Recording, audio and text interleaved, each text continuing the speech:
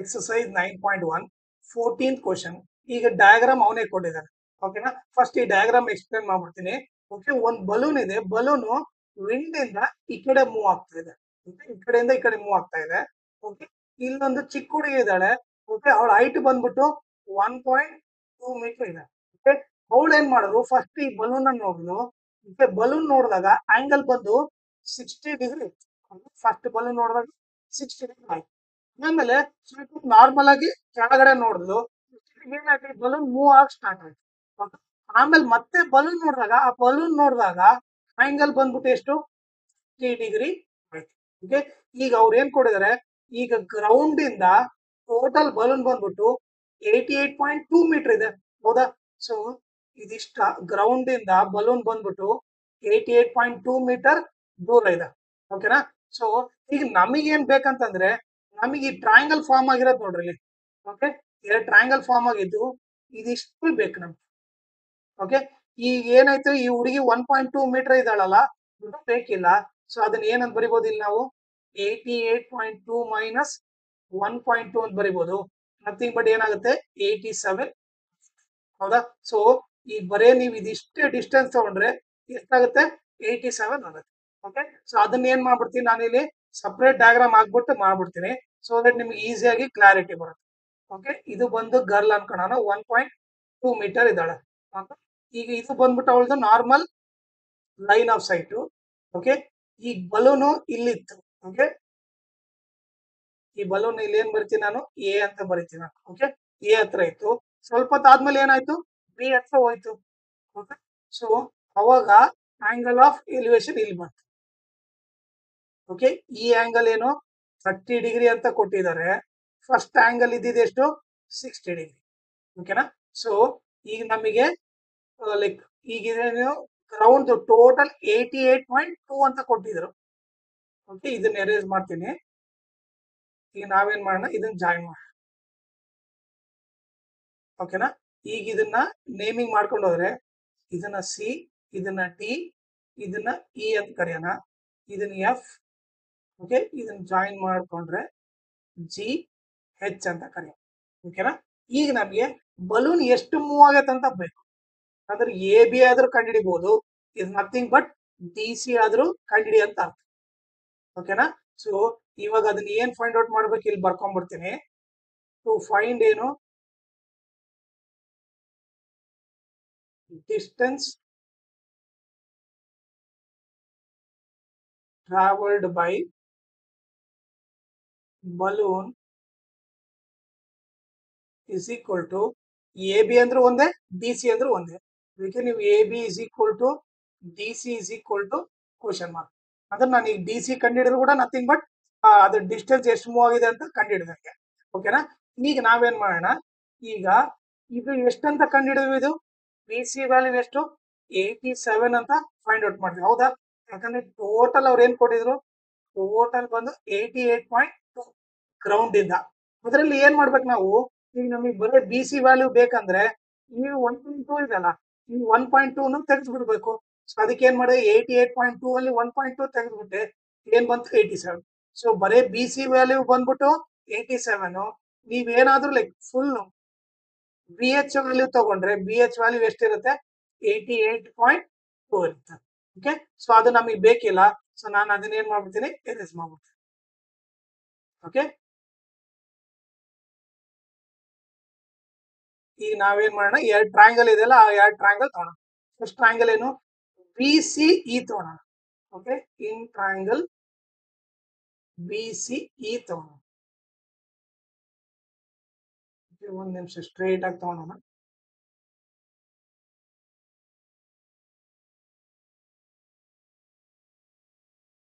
ಇದು ಬಿ, ಇದು ಸಿ, ಇದು ಇ ಅನ್ಕೊಂಡ್ರೆ, ಈ ಆಂಗಲ್ ಏನು 30 ಡಿಗ್ರಿ ಇದೆ, ಇದು ಬಂದ್ಬಿಟ್ಟು 87 ಇದೆ. ಓಕೆನಾ? ಈಗ ಈ ಸಿ ವ್ಯಾಲ್ಯೂ ನಮಗೆ ಗೊತ್ತಿಲ್ಲ. ಸೊ ಇದು ಆಂಗಲ್ ಅಂದ್ರೆ ಏನಾಗುತ್ತೆ, ಇದು ಅಪೋಸಿಟ್ ಆಗುತ್ತೆ. ಓಕೆ, ಇದು 90 ಡಿಗ್ರಿ, 90 ಡಿಗ್ರಿ ಅಪೋಸಿಟ್ ಏನಾಗುತ್ತೆ, ಹೈಪೋಟೆನಸ್ ಆಗುತ್ತೆ. ಇನ್ನು ಉಳಿದಿದ್ದು ಆಟೋಮೆಟಿಕ್ ಅಡ್ಜಸೆಂಟ್ ಆಗುತ್ತೆ. ಓಕೆನಾ? ಈಗ ನೀವು ನೋಡಿದ್ರೆ ಇಲ್ಲಿ ನಾನು ವ್ಯಾಲ್ಯೂ ಬರ್ಕಂತ ಹೋಗ್ತೀನಿ. ಓಕೆ, ಈಗ ನೀವು ನೋಡಿದ್ರೆ ನನಗೆ ಹೈಪೋಟೆನಸ್ ವ್ಯಾಲ್ಯೂ ಬೇಕಿಲ್ಲ. ಸೊ ನಾನು ಅದಕ್ಕೆ ಏನ್ ಮಾಡ್ತೀನಿ, ಟ್ಯಾನ್ ಥೀಟಾ ಫಾರ್ಮ್ ಅಪ್ಲೈ ಮಾಡ್ತೀನಿ. tan theta is equal to opposite by adjacent. Okay, ಈಗ tan theta ವ್ಯಾಲ್ಯೂ ಏನಿದೆ 30 ಇದೆ is equal to opposite value ಏನು 87 ಇದೆ divided by adjacent ವ್ಯಾಲ್ಯೂ ಏನಿದೆ EC ಇದೆ. ಓಕೆ, tan 30 ಅಂದ್ರೆ ನಥಿಂಗ್ ಬಟ್ ಏನು 1 by root 3 is equal to 87 by EC. Okay, ಈ ಕ್ರಾಸ್ ಮಲ್ಟಿಪ್ಲೈ ಮಾಡಿದ್ರೆ ಏನಾಗುತ್ತೆ 1 ಇಂಟು EC ನೇ ಆಗುತ್ತೆ. ಓಕೆ, ರೂಟ್ 3 ಇಂಟು 87 ಏನಾಗುತ್ತೆ 87 ರೂಟ್ 3 ಆಗುತ್ತೆ. ಓಕೆ, ಇದನ್ನ ನಾವು ಈಕ್ವೇಶನ್ 1 ಅಂತ ಕರಿತೀವಿ. ಓಕೆನಾ, ಈಗ ನಾವೇನ್ ಮಾಡೋಣ, ಈ ಕಡೆ ಒಂದ್ ಸ್ವಲ್ಪ ರೈಟ್ ಸೈಡ್ ತಗೊಳೋಣ. ಈಗ ನಮಗೇನು EC ವ್ಯಾಲ್ಯೂ ಗೊತ್ತಾಯ್ತು. ಓಕೆ, EC ವ್ಯಾಲ್ಯೂ ಏನು 87 ರೂಟ್ 3 ಅಂತ ಗೊತ್ತಾಯ್ತು. ಓಕೆ, ಇಲ್ಲಿ ಬರ್ದಿರ್ತೀನಿ. ಈಗ ನೆಕ್ಸ್ಟ್ ಏನ್ ಮಾಡೋಣ, ಈಗ ನೆಕ್ಸ್ಟ್ ಇನ್ನೊಂದು ಟ್ರಯಾಂಗಲ್ ತಗೊಳೋಣ. ಇನ್ನೊಂದು ಟ್ರಯಾಂಗಲ್ ಯಾವ್ದು ತಗೊಳೋಣ, ಇಲ್ಲಿ ಇನ್ನೊಂದು ಟ್ರಯಾಂಗಲ್ ಬಂದ್ಬಿಟ್ಟು ADE ತಗೋಣ.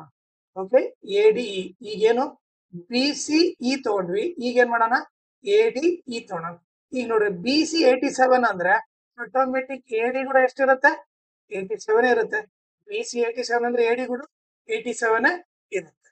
ಓಕೆನಾ, ಸೊ ಅದನ್ನ ಬರೆಯೋಣ.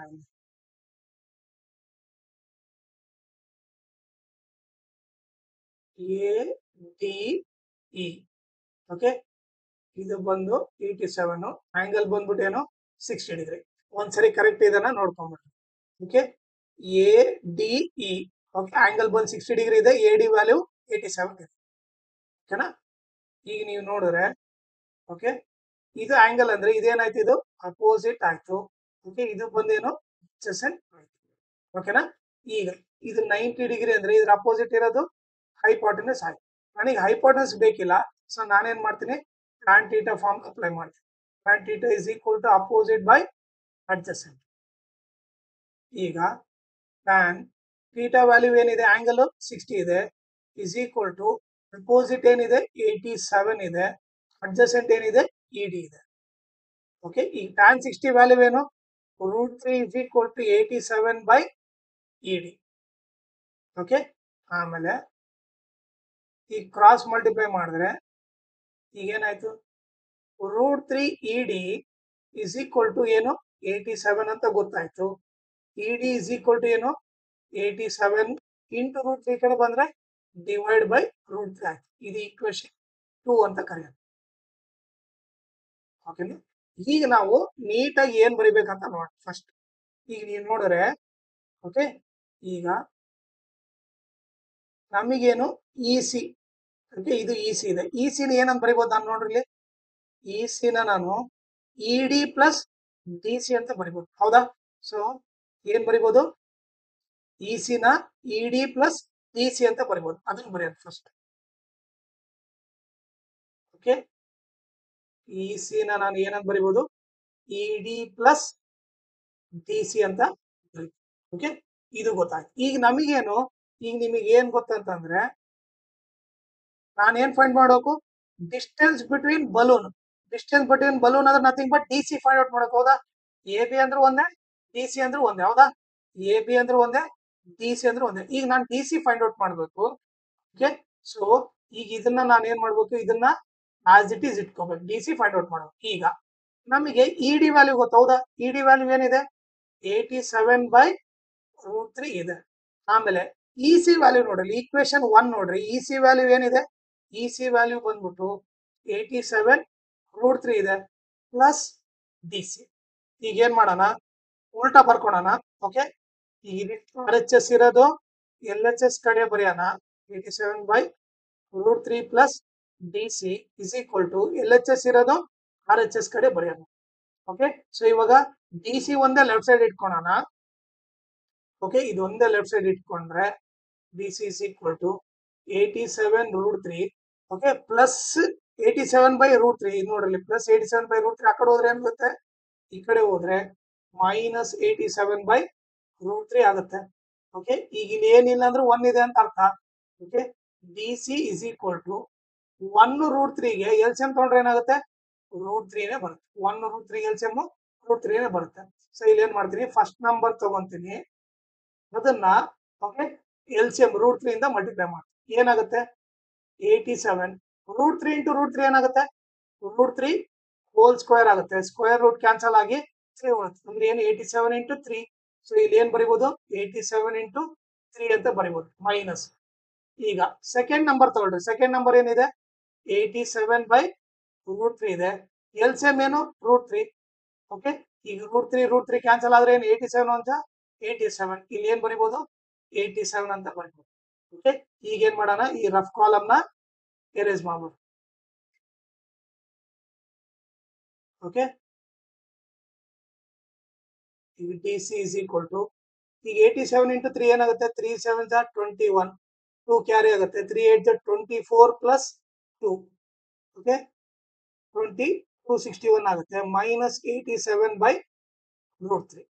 ಓಕೆ, ಈಗ ಸಬ್ಟ್ರಾಕ್ಟ್ ಮಾಡಿದ್ರೆ 11 ಅಲ್ಲಿ 7 ಹೋದ್ರೆ 4 ಆಯ್ತು. ಅವಾಗ ಇದೇನಾಗುತ್ತೆ? 15 ಆಗುತ್ತೆ. 15 ಅಲ್ಲಿ 8 ಹೋದ್ರೆ 7. ಇಲ್ಲೇನು ಉಳಿಯುತ್ತೆ? 1 ಉಳಿಯುತ್ತೆ. 174 ಬೈ √3 ಆಗುತ್ತೆ. ಓಕೆನಾ? ಈಗ ನಾನೇನ್ ಮಾಡ್ತೀನಿ, ಈ ಕಡೆ ರೈಟ್ ಸೈಡ್ ತಗೊಂತೀನಿ. ಈಗ ನೀವು ನೋಡ್ರಿ, ಡಿನಾಮಿನೇಟರ್ ರೂಟ್ ಇರಬಾರ್ದು. ಕ್ರಾಸ್ ಈಗ ಏನ್ ಮಾಡೋಣ? ರಾಷನಲೈಸ್ ಮಾಡಿದ್ರೆ ಇಂಟು √3 ಡಿವೈಡ್ ಬೈ √3 ಮಾಡಬೇಕು. D C is equal to 174 √3 divide by √3 into √3 ಏನಾಗುತ್ತೆ? √3 ಹೋಲ್ ಸ್ಕ್ವೇರ್ ಆಗುತ್ತೆ. ಓಕೆ, ಸೊ ನಥಿಂಗ್ ಬಟ್ ಏನು? ಸ್ಕ್ವೇರ್ ರೂಟ್ ಕ್ಯಾನ್ಸಲ್ ಆಯ್ತು. So D C is equal to 174 √3 divided by 3 ಬರುತ್ತೆ. ಓಕೆ, ಕ್ಯಾನ್ಸಲ್ ಆಗಿ ಬರೀ 3 ಉಳಿಯುತ್ತೆ. ಅವಾಗ ನೀವು ನೋಡಿದ್ರೆ 3 1 3 5 15. ಓಕೆ, ಎಷ್ಟು ಉಳಿತು? 2 ಉಳಿತು. 24 ಆಯ್ತು. 3 8 24. So D C is equal to ಏನಾಯ್ತು? 58 √3 ಆಯ್ತು. ಸೊ ನಾವ್ ಇವಾಗ ಏನ್ ಬರೀಬಹುದು? ಡಿಸ್ಟೆನ್ಸ್ ಬಿಟ್ವೀನ್ ಬಲೂನ್ ಬಂದ್ಬಿಟ್ಟು, ಇಲ್ಲಾಂದ್ರೆ ಡಿಸ್ಟೆನ್ಸ್ ಟ್ರಾವೆಲ್ಡ್ ಬೈ ಬಲೂನ್ ಬಂದ್ಬಿಟ್ಟು, distance travelled by balloon is equal to DC is equal to 58 √3 metre ಅಂತ ಬಂದಿದೆ. ಓಕೆನಾ? ಇದು ಬಂದು ಆನ್ಸರ್.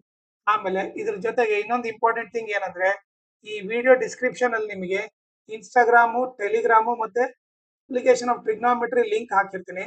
ಓಕೆ, ಸೊ ನೀವು ಅದನ್ನ ಫಾಲೋ ಮಾಡ್ರಿ. ಇನ್ಸ್ಟಾಗ್ರಾಮ್ ಮತ್ತೆ ಟೆಲಿಗ್ರಾಮ್ ಫಾಲೋ ಮಾಡೋದ್ರಿಂದ ಓಕೆ, ನಿಮಗೆ ಏನಾದ್ರೂ ಡೌಟ್ ಇದ್ರೆ ಪರ್ಸನಲ್ ಮೆಸೇಜ್ ಮಾಡಿ ನಿಮ್ ಡೌಟ್ ಕ್ಲಾರಿಫೈ ಮಾಡ್ಕೋಬಹುದು. ಅದ್ರ ಜೊತೆಗೆ ಏನಾದ್ರೂ ಅಪ್ಡೇಟ್ ಇದ್ರೆ, ಕ್ವಶನ್ ಪೇಪರ್ ಸಾಲ್ವ್ ಮಾಡಿರೋದು, ಇಲ್ಲ ಅಂತಂದ್ರೆ ಏನಾದ್ರೂ ಲೈಕ್ ಇಂಪಾರ್ಟೆಂಟ್ ಕ್ವಶನ್ ಅಪ್ಡೇಟ್ ಇದ್ರೆ ನಿಮಗೆ ನೋಟಿಫಿಕೇಶನ್ ಬರುತ್ತೆ. ಸೊ ನಿಮಗೆ ಅದು ಡೆಫಿನೆಟ್ಲಿ ಹೆಲ್ಪ್ ಆಗುತ್ತೆ. ಸೊ ನೀವು ಇನ್ಸ್ಟಾಗ್ರಾಮ್ ಮತ್ತೆ ಟೆಲಿಗ್ರಾಮ್ ಚಾನಲ್ ಫಾಲೋ ಮಾಡಿ.